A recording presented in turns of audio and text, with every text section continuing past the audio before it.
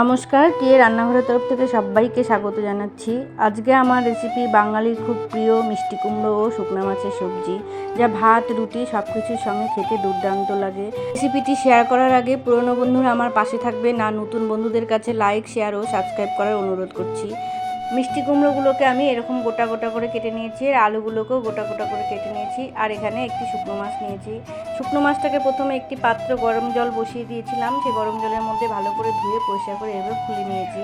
আর এদিকে একটি কড়াই বসিয়ে দিলাম।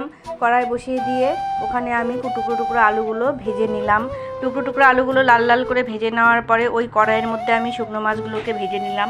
শুকনো মাছের মাঝখানে কাঁটাটা ফেলে দিলে তাহলে সুবিধা হয়, তাহলে সবজিতে কাঁটাটা না হলে কারো গলায় লেগে যেতে পারে, ওই জন্য আমি কাঁটাটা ফেলে দিই।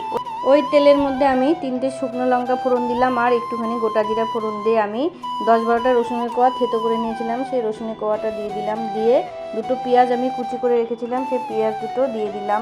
দিয়ে একটু ভাজা ভাজা করে টমেটোটাও দিয়ে দিলাম। টমেটোটা দেওয়ার পরে আমি শুকনো লঙ্কা, কাশ্মীর লঙ্কার গুঁড়ো আর হলুদ গুঁড়ো দিয়ে ভালো করে মশলাটাকে কষিয়ে নিলাম।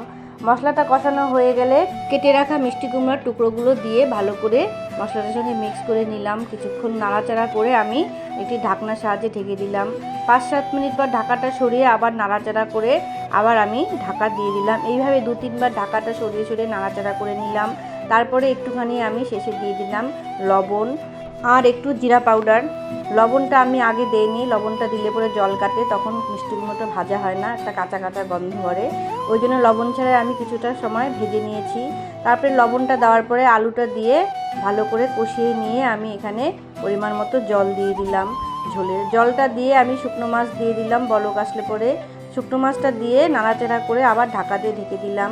আবার 5-7 মিনিট পর ঢাকাটা সরিয়ে নিলাম। ঢাকাটা সরিয়ে নিয়ে এখানে কিছু ধনেপাতা কুচানো রেখেছিলাম আর কাঁচা লঙ্কা চিড়ে রেখেছিলাম, সেই কাঁচা লঙ্কা ধনেপাতাটা দিয়ে ভালো করে নাড়াচাড়া করে নিলাম।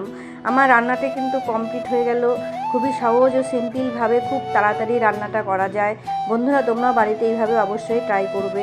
ভাত বা রুটির সঙ্গে খেতে কিন্তু দুর্দান্ত লাগে এই রেসিপি। তোমরা অবশ্যই একবার বানিয়ে আমাকে কমেন্ট করে জানাবে রান্নাটি কেমন হলো। দেখা হচ্ছে পরের ভিডিওয় অন্য কোনো রেসিপি নিয়ে। নমস্কার।